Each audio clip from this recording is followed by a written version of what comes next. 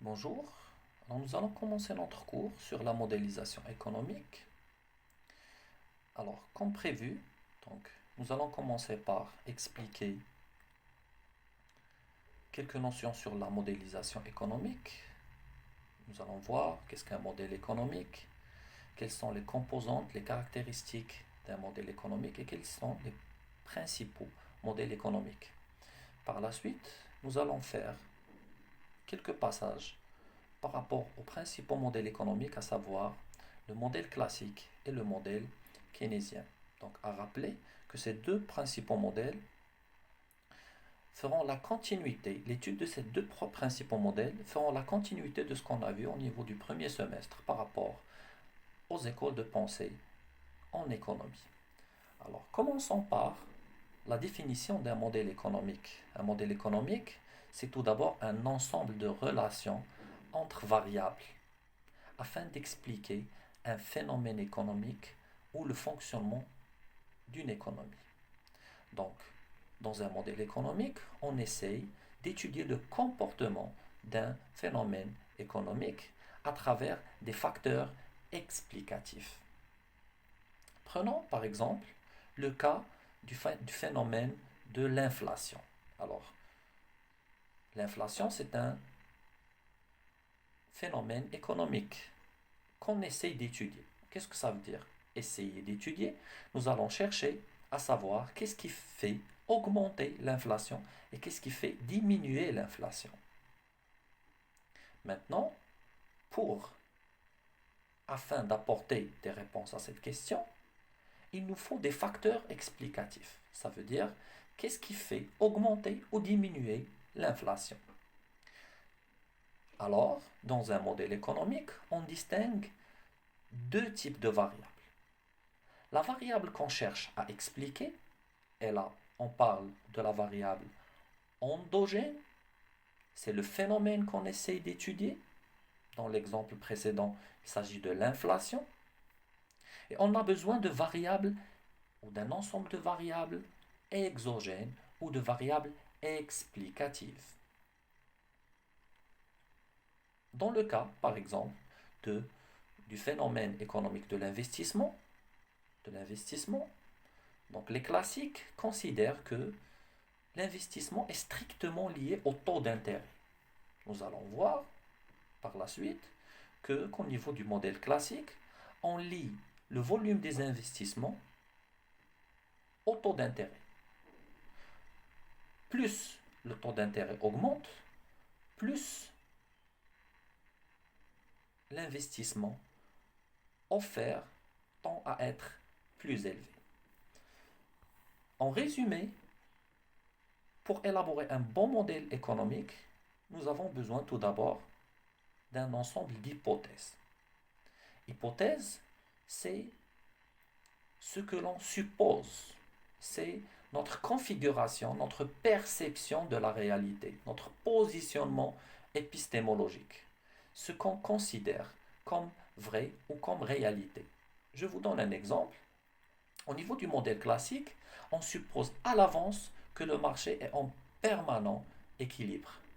Ça veut dire que le marché tend toujours vers son équilibre. Ça veut dire que le marché nous présente toujours une égalité offre égale à emploi. À partir de ces hypothèses, on élabore notre modèle économique autour de deux pôles de variables. Le pôle variable exogène, ça veut dire les variables facteurs, c'est les variables qui nous donnent les facteurs explicatifs, et les variables endogènes, et là on parle du phénomène économique. Maintenant, ce que nous allons voir par la suite, c'est les principaux modèles économiques. À travers la production des auteurs de différentes écoles de pensée en économie, nous ont donné deux principales configurations de l'équilibre économique. Qu'est-ce qui fait tendre une économie vers l'équilibre? Alors, dans ce qui suit, nous allons voir deux principaux modèles économiques. Tout d'abord, le modèle classique, le résultat des travaux des auteurs de l'école classique et néoclassique. Et par la suite, nous allons voir de modèle keynésien et c'est le fruit du travail de John Maynard Keynes concernant le fonctionnement de l'économie. Alors maintenant, nous allons étudier le modèle classique qui est le résultat des études menées par les auteurs du courant libéral, à savoir Adam Smith, Jean-Baptiste Say, David Ricardo et autres. Ces auteurs se sont basés sur un certain nombre de principes, comme le plein emploi, ça veut dire que l'offre crée sa propre demande, la non-intervention de l'État, ça veut dire que l'État se limite à la protection des libertés des individus au lieu de les influencer.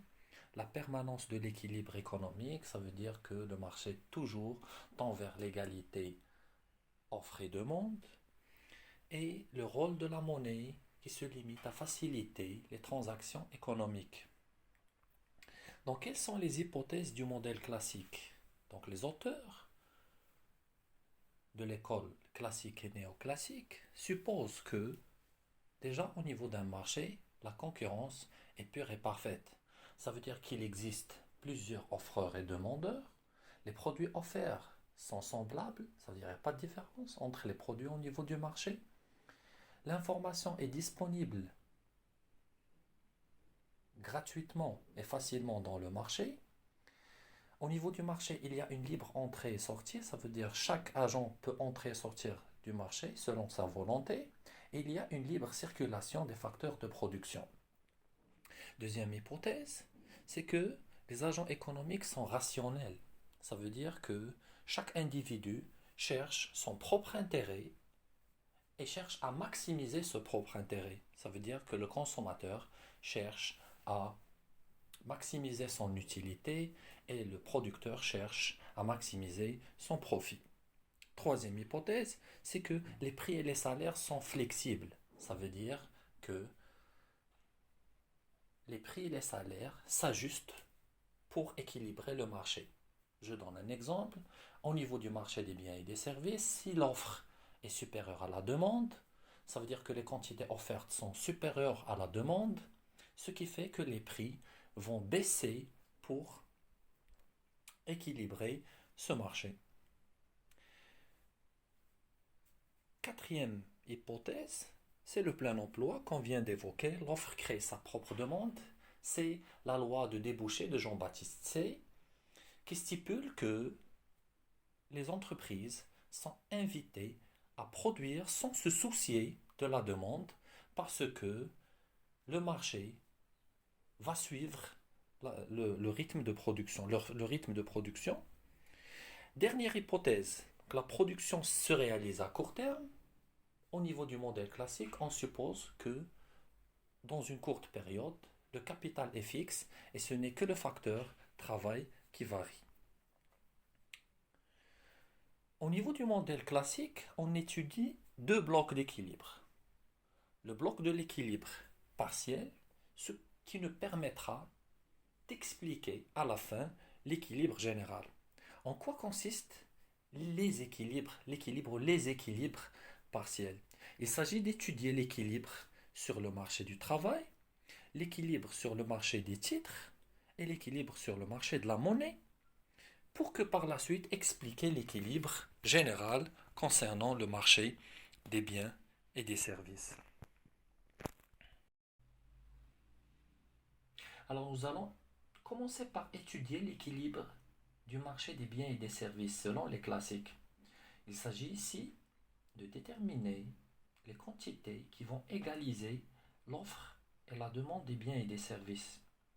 En étudiant la fonction de production, c'est ce que vous avez vu en microéconomie, on trouve qu'à court terme, premièrement à court terme, la production dépend du facteur travail, parce que le facteur capital est considéré à court terme comme fixe. De deux, la quantité offerte à l'équilibre correspond au seuil où la productivité marginale du capital est nulle. Ça veut dire que l'ajout d'une unité de travail supplémentaire n'ajoute rien en termes de productivité parce que la productivité marginale est décroissante. Nous concluons ici que la quantité produite au niveau du marché des biens et des services dépend de la quantité du travail. Ça veut dire que le marché du bien et des services, l'offre au niveau du marché des biens et des services dépend de la quantité du travail offerte au niveau du marché du travail.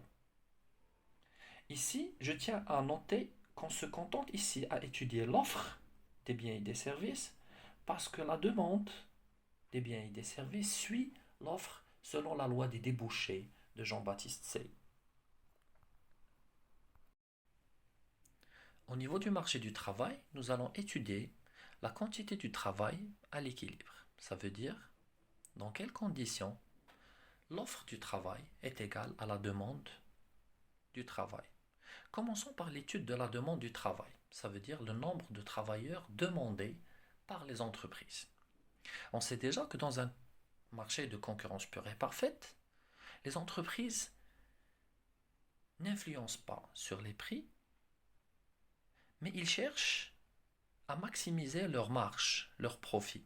Ce profit qui est égal à la différence entre les recettes et les dépenses. Les recettes, c'est les prix fois les quantités, et les dépenses, c'est la somme des coûts du capital et du coût du travail. Après un calcul de maximisation, on obtient une relation étroite entre la demande du travail et le salaire réel. Ce salaire réel, c'est le rapport entre le salaire nominal et le niveau des prix. Alors, qu'est-ce qu'on entend par salaire réel? Salaire réel, c'est une correction du salaire nominal. Ça veut dire le salaire qu'on touche à la fin du mois. C'est le salaire qui figure dans nos bulletins de paie. Alors, lorsqu'on calcule le salaire réel, on calcule un salaire qui est corrigé par les prix. Ça veut dire le vrai salaire touché par le ménage. Maintenant, quand est-ce que l'entreprise obtient le profit maximal? C'est lorsque, et c'est ce que vous avez vu dans votre cours de microéconomie, c'est lorsque son profit marginal est nul. Et par un calcul de simplification, on trouve que lorsque le profit est maximal, la productivité marginale du travail est égale au salaire réel. D'accord? Productivité marginale du travail est égale au salaire réel. Ça veut dire que si la productivité marginale du travail au niveau de l'entreprise est égale au salaire réel dans le marché, on a un profit maximal. Ceci veut dire que la demande du travail manifestée par les entreprises dépend du salaire réel proposé dans le marché. Et dans ce sens, si le salaire réel augmente, la demande du travail diminue. Ça veut dire que l'entreprise devient plus motivée à recruter du personnel. En d'autres termes, la demande du travail est une fonction décroissante du salaire réel. Concernant l'offre du travail, les classiques considèrent que plus le salaire réel est élevé, plus les ménages sont motivés pour le travail. Ça veut dire, si les salaires augmentent, les chômeurs volontaires et les jeunes vont manifester une motivation pour le travail. Ça veut dire que l'offre du travail est une fonction croissante du salaire réel. Si les salaires augmentent, l'offre du travail augmente. Et vice-versa. Maintenant, à l'équilibre. La demande du travail, l'équilibre, est la situation où le travail, la demande du travail, est égale à l'offre du travail.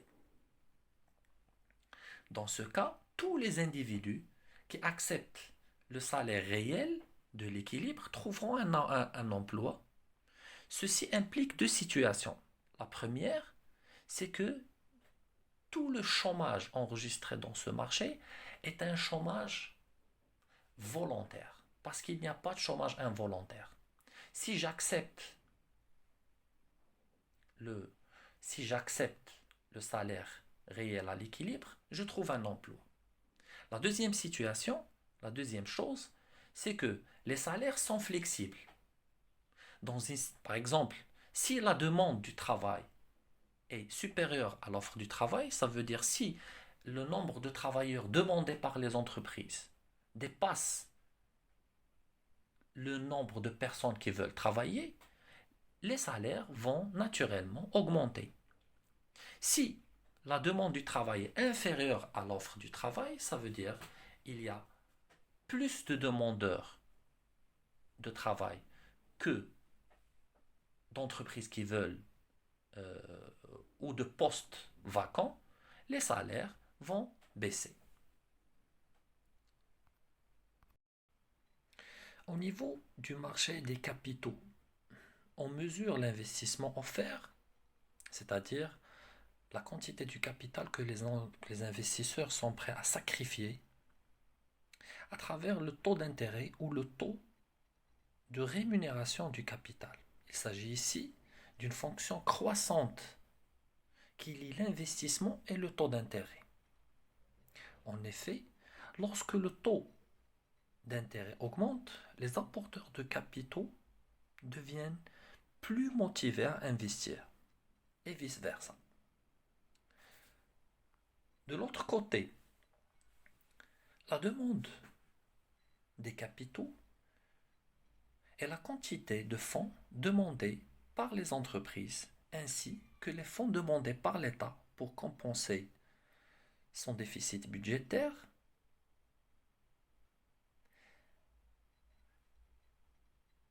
Cette quantité, cette demande, selon les classiques, est dépendante aussi du taux d'intérêt ou du coût que ces entreprises et l'État vont subir pour rémunérer les investisseurs. Par conséquent, la demande d'investissement est une fonction décroissante du taux d'intérêt. Passons maintenant au marché monétaire. Nous avons vu, dans notre cours d'introduction à l'économie, que la masse monétaire doit suivre le rythme des transactions économiques, dans la logique où elle ne présente qu'un voile qui cache ces transactions. À travers l'étude de la théorie quantitative de la monnaie, qu'on a vu aussi dans notre cours d'introduction à l'économie, on trouve que la masse monétaire à l'équilibre, ça veut dire la masse monétaire offerte et demandée, dépend à la fois des prix, de l'offre, la quantité offerte de biens et services et de la vitesse de circulation de cette monnaie. À titre de résumé, nous allons voir maintenant comment le marché fonctionne selon le modèle classique. Alors tout d'abord, la confrontation de l'offre et la demande d'emploi permet de déterminer le niveau d'emploi à l'équilibre, le niveau de salaire et par conséquent le niveau de la production. Deuxièmement, la rencontre des offreurs et des demandeurs de capitaux permet de fixer le niveau d'investissement et du taux d'intérêt. De la même façon, la masse monétaire impacte le niveau des prix. Celui-ci influence quant à lui sur le salaire réel, le marché du travail et le marché des biens et services. Maintenant, en cas de déséquilibre, un ajustement à la hausse ou à la baisse du salaire réel permet de rétablir l'équilibre du marché du travail. Un ajustement à la hausse ou à la baisse du taux d'intérêt permet de rétablir l'équilibre du marché de capitaux. Et un ajustement à la hausse ou à la baisse des prix permet de rétablir l'équilibre du marché monétaire.